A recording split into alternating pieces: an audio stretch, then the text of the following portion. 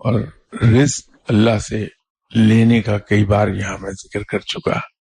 کہ اپنے رزق میں باوجود اس کے کہ رزق بہت کم ہو، کتنا ہی کم کیوں نہ ہو، دوسروں کو اس میں حصے دار ضرور بنائیے۔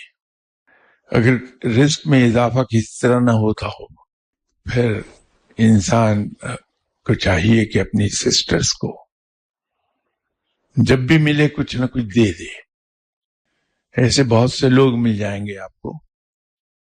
جنہوں نے اپنے بزنس میں رب تعالیٰ کو پارٹنر بنایا ہوا ہے، وہ ڈیکلیئرڈ ہے کہ رب تعالیٰ میرا اتنے % پروفٹ کا حصہ دار ہے، تو وہ اپنے پروفٹ میں سے اتنا حصہ نکالتے ہیں اور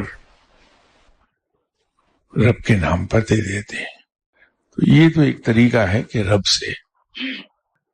وسیع رزق وصول کیسے کیا جائے، کہ ہم کس انداز میں کسی کو دیتے ہیں، یہ بہت میٹر کرتا ہے۔ کہ ہم اسی چکر میں پڑے رہ جاتے ہیں کہ یہ میرا دوست ہے، یہ میرا مخالف ہے، وہ مشکل وقت میں آیا ہوا، میں کیوں اس کی مدد کرنے جاؤں۔ اور اگر کبھی ہم حوصلہ کر بھی لیں کہ اپنے بدترین مخالف کو مشکل میں دیکھ کے اس کی مدد کرنے کے لیے پہنچیں، تو اس انداز میں اس کی مدد کریں گے کہ اسے احساس ہو جائے کہ میں تو اس کا دشمن تھا اور اس نے اس دشمنی کے جواب میں میرے ساتھ یہ نیکی کی۔ یہ غلط رویہ ہوگا ہمارا اگر ہم یہ کریں گے۔ خاص طور پہ بدترین دشمن کی خدمت اور اس کی مدد تو اس انداز میں کیجیے کہ اسے احساس ہی نہ ہو کہ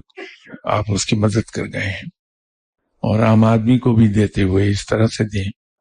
کہ خود آپ کو پتہ نہ چلے کہ میں نے کس کو دے دیا ہے۔